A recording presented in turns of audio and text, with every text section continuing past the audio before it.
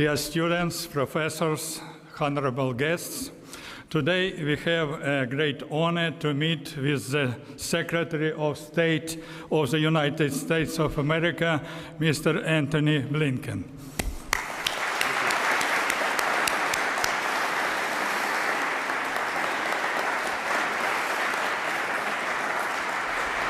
Dear Mr. Secretary of State, on behalf of the many thousand family of Kyiv Polytechnics and the Kyiv academic community, we sincerely welcome you to our country and to our university. Today's meeting has a special significance in this dramatic time for Ukraine. Our nation was back to back during World War II, American and Ukrainian. And now you stand with us. We are grateful to your country and to you personally for supporting us in this historical struggle for Ukrainian independence. Our university, connected with the institutions of your country by many outstanding personalities who studied and worked at Kyiv Polytechnic Institute first, and then made a great contribution to the development of United States and to the world progress. Among them, for example, Igor Sikorsky, Stepan Timoshenko, Sergei Korolev, and a number of other scientists and engineers. And now, more than 500 KPI students are Microsoft employees. Several hundred of our graduates work at the Boeing Engineering Center in Kyiv, and I could give many other examples of our close cooperation of our university with the institutions of your country. Dear Mr. Secretary of State, students and professors, honorable guests present here, and many people from outside will be grateful for your address to them. Please take the floor, Mr. Secretary of State. Thank you so much. Thank you.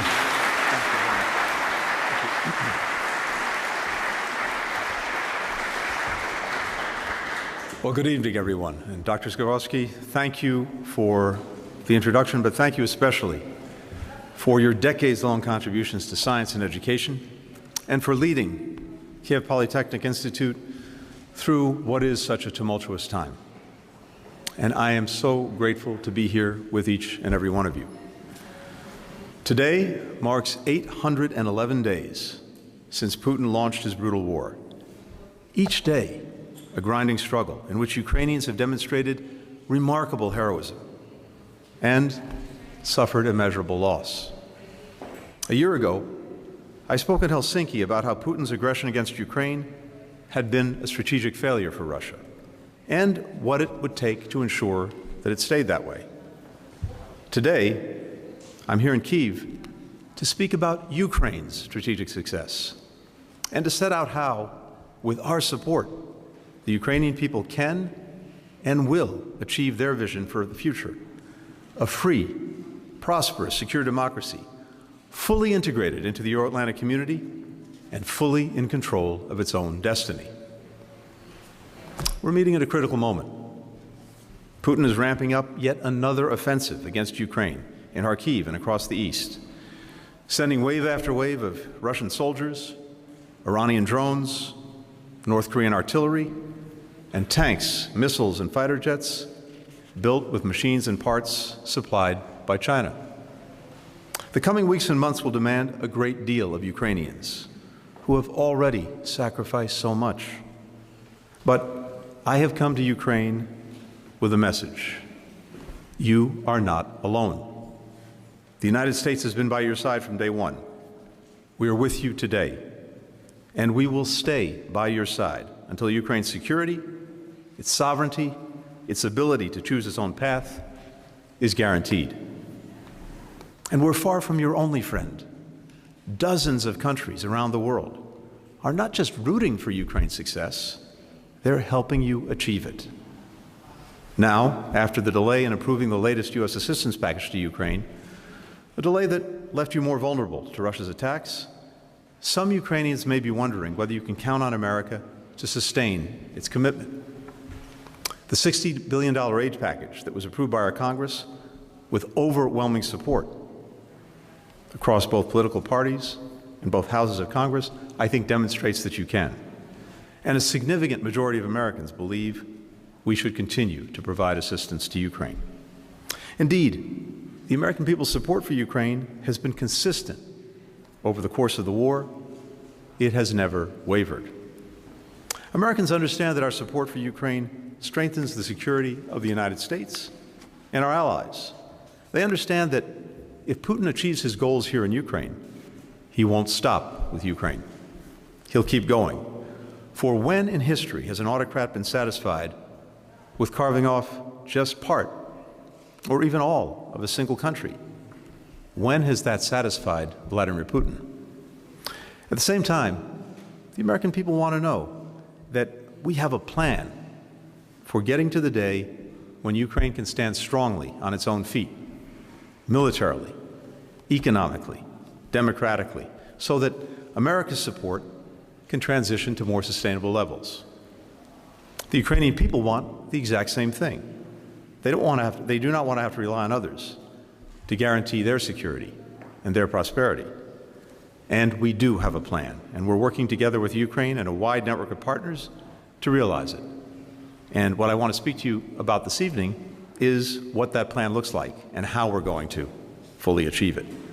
First, we're helping to ensure that Ukraine has the military that it needs to succeed on the battlefield, to secure a just and lasting peace, and to deter future aggression. Anyone who doubts your ability to attain this goal should just look at what you've already accomplished. For 2 years, 2 months, and 21 days, you have denied Putin his goal of erasing Ukraine from the map and subsuming it into a greater Russia. You beat back Moscow's assault on Kyiv and foiled his plot to install a puppet government. You've taken back more than half of the territory that Russia seized in the first weeks of its full-scale invasion. You pushed Russia's naval fleet out of the Black Sea without a fleet of your own. Any territorial gains that Russia has made over the last year have come at tremendous cost to the Kremlin, in lives lost, in military equipment destroyed. You fought with courage and creativity, developing new weapons and new tactics to deploy them. People from every region, every community, every institution have stepped forward to serve, including at this university, where students, alumni, teachers, and other employees of Kyiv Polytechnic have answered the call to defend their homeland, putting aside their studies, their careers, their dreams, leaving loved ones behind. 88 of those men and women gave their lives for Ukraine's freedom. Many of their names are etched in the memorial on campus that I just visited with the rector. They include an aspiring book illustrator, a cancer researcher, a marathon runner, a musician who opened Kyiv's first school of rock and roll, a veteran who lost both of his legs fighting against Putin's previous invasion in the Donbass and volunteered to serve again when Putin reinvaded in 2022. Like countless Ukrainians, these citizens never asked others to fight for them. Indeed, all that Ukrainians have asked is that you get what you need to defend yourselves and your right to survive as a nation. Your recent mobilization was a difficult decision, but a necessary one. The defenders who have so courageously held the line for more than 2 years need help. They need rest. This will allow both, while providing your military with additional troops to fight off bigger invading forces. The mobilization will also allow you to harden your defenses, to build more units, to take the fight to Russian aggressors. Now, our joint task is to secure Ukraine's sustained and permanent strategic advantage so that Ukraine can not only deliver on the battlefield today, but deter and defend against future attacks. As President Biden said, we want Ukraine to win, and we're committed to helping you do it. In the immediate term, the United States and dozens of other countries will get Ukraine the assistance that you need, and we'll get it to you quickly. We're going to help you hold off Russia's attacks, make it harder for them to strike you, and keep the Black Sea open so you can keep growing your economy and keep helping to feed the world. We know that time is of the essence. That's why, just 1 minute after Congress approved our massive aid package, President Biden sent ammunition, armored vehicles, missiles, and air defenses to Ukraine. Much more will be delivered to the battlefield in the coming days. Other partners are also speeding up delivery of vital military assistance. Poland continues to facilitate the transfer of nearly all of the aid that's flowing into Ukraine, including hefty contributions of its own. The Czech government is leading a Europe-wide effort to purchase 500,000 artillery shells. The UK recently announced a robust, multi-year military aid package. Australia committed new support for air defense. A truly global coalition is behind you, made up of countries that see your security and, in turn, European security as a core security interest of their own. Countries determined to defend the principles at the heart of the United Nations Charter: sovereignty, territorial integrity, independence. Countries that know that allowing Putin to redraw borders by force will embolden would-be aggressors everywhere.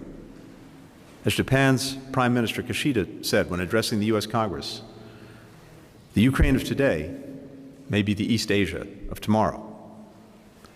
Through the Defense Contact Group, which we set up shortly after Putin's invasion and is led by Secretary of Defense Austin, more than 50 countries are working hand in hand with Ukraine's military to identify and fill urgent needs. We've developed capability coalitions, groups of allies and partners who are addressing needs crucial to Ukraine's defense. Denmark, the Netherlands, and the U.S. are leading the coalition on Air Force. Estonia and Luxembourg on information technology. Norway and the UK on maritime security. These coalitions are pumping more support into Ukraine right now. As we help meet your immediate needs, we're also working together to help Ukraine build its future force. Our goal is to lay a foundation so strong that it dispels any doubts about Ukraine's ability to impose punishing costs on those who try to take its territory. As President Zelensky recently said, we're creating the security architecture that Ukraine has never had, but has always needed. We're bringing Ukraine closer to and then into NATO. We'll make sure that Ukraine's bridge to NATO is strong and well lit. At the last NATO summit in Vilnius, allies agreed that Ukraine won't have to complete a membership action plan before being invited to join, shortening its on-ramp to the alliance. We launched the NATO-Ukraine Council, elevating our cooperation and joint decision-making to the most intensive level NATO has to offer. Ukraine is much more than a recipient of advice and assistance. Your warriors are confronting the greatest threat to transatlantic security since the end of the Cold War and have as much experience as any on earth in fighting the wars to come. You have a lot to teach the alliance, and NATO will be more secure with your military by our side. When we hold the Washington summit in July, we'll take tangible steps to increase NATO's role in building a resilient, capable Ukrainian force, supporting its ongoing reforms, better integrating Ukraine into the alliance. And Ukraine's bridge to NATO will be bolstered by a series of mutually reinforcing bilateral security agreements. We now have 32 countries who are negotiating these agreements with Ukraine, 9 of which have already been completed. These agreements send a clear message that Ukraine can count on its partners for sustainable, long-term support. That's not a matter to be debated from one year to the next, nor is it a commitment by any one country. It's guaranteed by a broad and powerful network of nations for the next decade. Under our own 10-year agreement, the United States will support Ukraine's defense and security across a range of essential capabilities, from its air force to its air defense, from drones to demining. If Russia or anyone else were to attack Ukraine, we will work with Ukraine immediately at the highest levels to coordinate how to help you beat back the threat. Our bilateral security agreement will accelerate our joint efforts to build and build up Ukraine's defense industrial base so that you can produce artillery, ammunition, air defenses, and other crucial weapons you need here in Ukraine. Ukraine's innovation and resourcefulness has been central to its success on the battlefield. Figuring out how to use old Soviet launchers to fire U.S. and other allied air defense missiles, manufacturing new kinds of air and naval drones that can effectively evade detection. That same spirit has driven the growth of Ukraine's burgeoning defense industry, which counts more than 500 companies and hundreds of thousands of skilled employees. The key now is to ramp up production without losing that spirit of experimentation and adaptation that has fostered so many amazing breakthroughs. That will also help Ukraine's businesses attract more private investments to scale up and increase Ukraine's potential to become a defense exporter in weapons and in training. The U.S. has provided concrete support to build that industry. In December, we convened some 350 government and industry representatives from the United States and Europe to deepen defense industrial cooperation with Ukraine. We created what we call a deal team with representatives from our Departments of State, Defense, and Commerce to help U.S. defense companies navigate the regulatory hurdles of investing in Ukraine's industry. American companies have already reached several major agreements to produce munitions in and for Ukraine, and more are in the works. All of these measures, Ukraine's increased integration with and support from NATO, a growing network of security agreements with individual countries, a booming defense industrial base, all of these will ensure that the moment conditions are met and allies agree, Ukraine's invitation and accession to the alliance will be swift and smooth. These measures will also ensure that if Russia is ever serious about negotiating a truly just and lasting peace with Ukraine, your military prowess will be formidable, your hands strong, your path to Europe and NATO secure. Second, we will ensure that Ukraine's economy not only survives, but thrives. Ever since Putin failed to conquer Ukraine, he's been trying to lay waste to its economy. What he can't have, he wants to destroy. And yet, just as Ukrainians have courageously held their ground on the battlefield, Ukrainian workers, entrepreneurs, business owners have kept the economy running. From the farmers retrofitting tractors with artificial intelligence to sweep fields for landmines, to the workers repairing power stations to keep the lights and heat on, Ukrainians' grit and ingenuity are fueling the economy. And they're the root of Ukraine's extraordinary potential for the future. In 2023, despite living with nearly a fifth of the country occupied by Russian forces, and with your cities and industries under relentless bombardment, Ukraine's GDP grew by 5%. Private investment increased by 17%. State revenue rose by 25%. In 2023, 37,000 new businesses registered in Ukraine, more than in the year leading up to the Russian invasion. Over the last 6 months, Ukraine's steel factories have doubled their output. In April alone, Ukraine exported more than 13 million tons of goods by road, by rail, by sea, exceeding pre-war levels. Yet, as Ukrainians know so well, this economic dynamism hangs on our ability to provide security. Patriots and other sophisticated air defenses, they do more than protect soldiers and save civilian lives. They create umbrellas of safety under which Ukrainian workers and entrepreneurs can adapt, innovate, build, and attract more foreign investment. That's why we're working relentlessly with allies and partners to procure more air defense and to do it fast. And just as security enables prosperity, prosperity enhances security. A more robust economy means that Ukraine can put more revenue into building and hardening your defenses.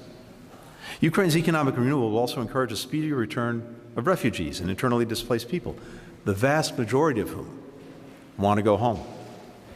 Bringing with them skills and resources, that will be a boon for Ukraine's economy.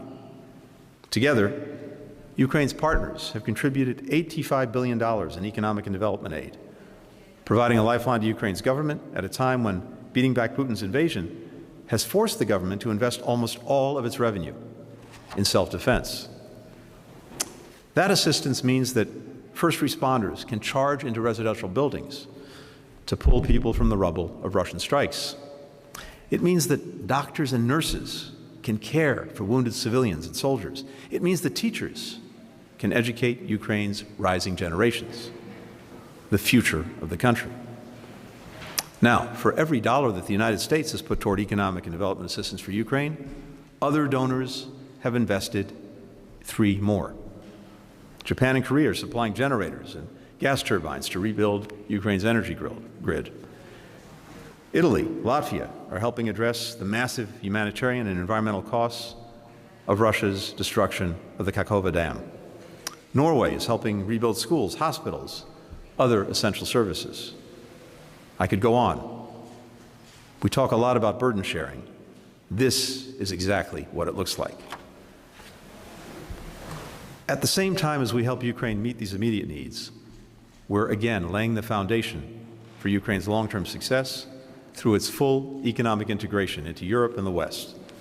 The G7 is leading other countries, international financial institutions, the private sector, and foundations in boosting the number, the scale, the speed of transformative projects in rails, roads, ports, energy, digital, among other areas. Not after the war ends, but right now. These projects will foster growth and increase revenues that allow Ukraine to shoulder more of its military costs. And as Ukraine prospers, we all stand to benefit from the goods and services it will provide and the innovations you will produce. And yet, for all the resources our government and others will invest in Ukraine's infrastructure, in its innovation, in its people, Ukraine's economic transformation will ultimately be driven by the private sector. So, we're accelerating our efforts to help Ukraine attract more private investment, especially toward dynamic industries like technology, like energy, like agriculture, like defense. As more countries stop doing business with Russia, Ukraine is uniquely positioned to seize the opportunities that Putin has squandered. We're helping to lower the cost of doing business in Ukraine. Thanks to the provision of war risk insurance, more grain is being exported through the Black Sea today than before the war. And Ukraine's breadbasket is once again feeding the world. Now we're working with providers to expand war risk insurance to other areas, like road and rail cargo. We're putting the U.S. government backing on the table to shoulder part of the risk. That's the strongest signal that we can send that companies can do business safely and profitably in Ukraine. Now, they don't need to take our word for it. 9 of 10 American businesses in Ukraine are running at the same or higher capacity than they were before Putin's full invasion. But for all the steps that we can take, the most powerful lever to draw more companies to Ukraine, more investment to Ukraine, lies in your hands and lies with reform. Ask any company in the United States, in Europe, in Asia, what they're looking for when considering doing business in Ukraine. You'll hear pretty much the same thing from all of them. A strong and predictable regulatory environment, open and fair competition, transparency, the rule of law, effective anti-corruption measures. In fact, the list includes many of the same reforms that Ukraine will need to make to get into the European Union. The Ukrainian people, they're also demanding these changes. 90% of Ukrainians want to fast-track economic reforms so that their country can more swiftly move into the European Union. The Ukrainian government has taken important steps to combat monopolies, to strengthen anti-money laundering tools, to liberalize its energy market. But more remains to be done. EU membership will be a windfall for Ukraine and for the EU, enabling the free movement of goods, capital, services, workers, and people to mutual benefit. Ukraine will get full access to one of the most dynamic single markets in the world, hundreds of millions more consumers for key exports like grain, steel, eventually clean energy, and greater access to the financing it needs to rebuild and further power innovation. For its part, the European Union will benefit from one of the region's most dynamic, skilled, and resilient economies. And Europe will have a stronger footing in the fields that will drive the 21st century economy, like advanced IT and AI, where Ukraine has emerged already as a leader. Now, there's one more crucial step that we can take: making Russia pay for Ukraine's recovery and reconstruction. What Putin destroyed, Russia should and must pay to rebuild. It's what international law demands. It's what the Ukrainian people deserve. Our Congress has given us the power to seize Russian assets in the United States. We intend to use it. We're working with our G7 partners to see that Russia's immobilized sovereign assets are used to remedy the damage that Putin continues to cause. The G7 can unlock billions of dollars and send a powerful message to Putin that time is not on his side. Finally, we will help the Ukrainian people fully realize their democratic aspirations. For more than 3 decades, the Ukrainian people have been defending their right to choose the path to democracy, to Europe, to the West. That's the path that millions of Ukrainians from every region of the country voted for in 1991. It's what Ukrainians came to the Maidan to defend in 2004, and then again in 2014. And it's why you fought back so tenaciously against Putin's full-scale invasion. Your determination to write the future of your nation is why so many people around the world have been inspired by your fight, including so many Americans who now hang the yellow and blue flag next to the stars and stripes. And that's why it's so important that Ukraine keeps taking the difficult steps to strengthen and consolidate your democracy. Because the choices that you make, the kind of democracy that you build, will determine the strength and the staying power of the coalition by Ukraine's side. That means not just passing reforms, but making sure they're implemented and having a tangible impact on people's lives. It means rooting out the scourge of corruption once and for all. Winning on the battlefield will prevent Ukraine from becoming part of Russia. Winning the war against corruption will keep Ukraine from becoming like Russia. Ukraine's security is eroded if the resources for its military are siphoned off by individuals looking to enrich themselves. Ukraine's economic potential is undercut if investors and innovators cannot count on a level playing field. Ukraine's democracy is weakened if citizens stop believing that they can hold their government accountable and fix the flaws in their system from within. No wonder Putin sought to weaponize corruption in Ukraine. He knows how powerful corruption can be in sowing division and distrust, undermining faith in government and its institutions. After all, he's been fine-tuning these tactics at home for nearly 25 years. Ukrainians have been battling corruption for decades, and you have results to show for it. Ukraine is one of the few countries whose rating has been consistently rising in Transparency International's ranks over recent years, in no small part thanks to its incredibly tenacious and skilled anti-corruption activists, NGOs, independent media. But more work remains to be done. 8 in 10 Ukrainians still believe that there's one set of law for the elites and another for everyone else.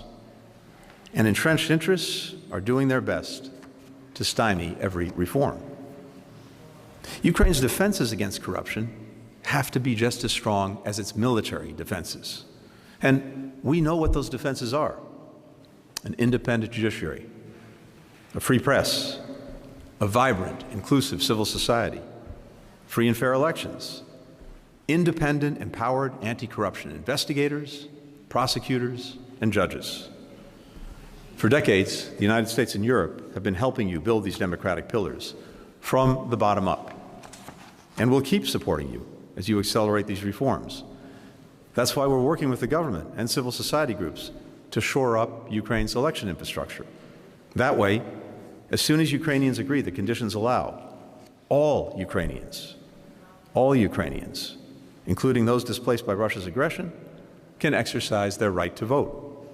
People in Ukraine and around the world can have confidence that the voting process is free, fair, secure. Now, we sometimes hear that time is on Putin's side, that Russia's bigger population, Putin's willingness to throw more Russians into a meat grinder of his own making and sink more of Russia's resources into trying to subjugate Ukraine means that Russia can't lose. In fact, Russia's been losing the battle to control Ukraine's destiny for 20 years. And Putin has it wrong. Time is on Ukraine's side.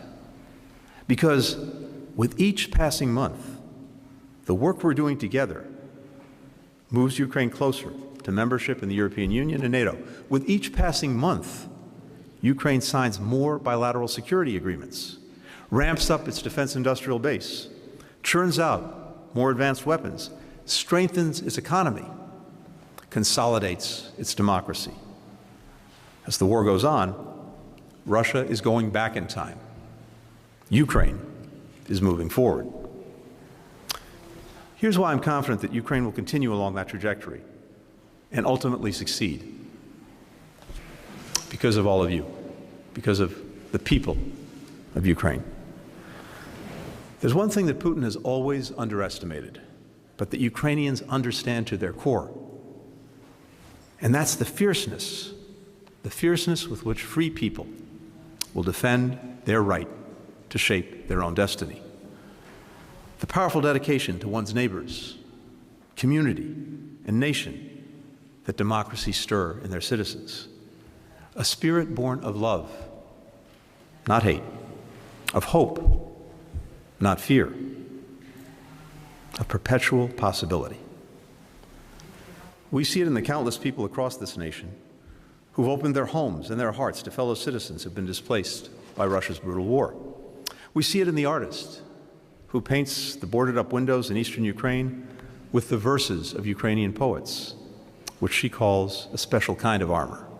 In the bedrooms and basements, in the warehouses and farmhouses across this country, that ordinary citizens have converted into donation centers for soldiers and for the displaced. In the Ukrainian teachers who have set up makeshift schools and underground metro stations in Kyiv and start every day by telling their students, "I love you." In 1847, the great Ukrainian poet Taras Shevchenko was arrested in Kyiv for daring to discuss with others the idea of building a more free society. He was sentenced to exile in the remote hinterlands of Russia. As he signed off on the verdict, Tsar Nicholas added to Shevchenko's punishment in his own hand, writing, "Under strictest surveillance, with prohibition to write and paint." Shevchenko endured nearly a decade of brutal exile. His health deteriorated considerably. He pined constantly for Ukraine. But he managed to keep writing, even hiding tiny scraps of poetry in his shoes. And he later wrote this in his diary: "For all this unspeakable grief, every kind of degradation and harshness passed by as though it hadn't touched me. Not a single part of the inner me was changed." For decades, Putin has caused unspeakable grief for the people of Ukraine. He's inflicted every kind of degradation and harshness. And yet, like Shevchenko before you, what is inside Ukrainians, that has not changed. The spirit of Ukrainians cannot be destroyed by a bomb or buried in a mass grave. It cannot be bought with a bribe or repressed with a threat. It is pure, it is unbreakable, and it is why Ukraine will succeed. Slava Ukraini. Thank you.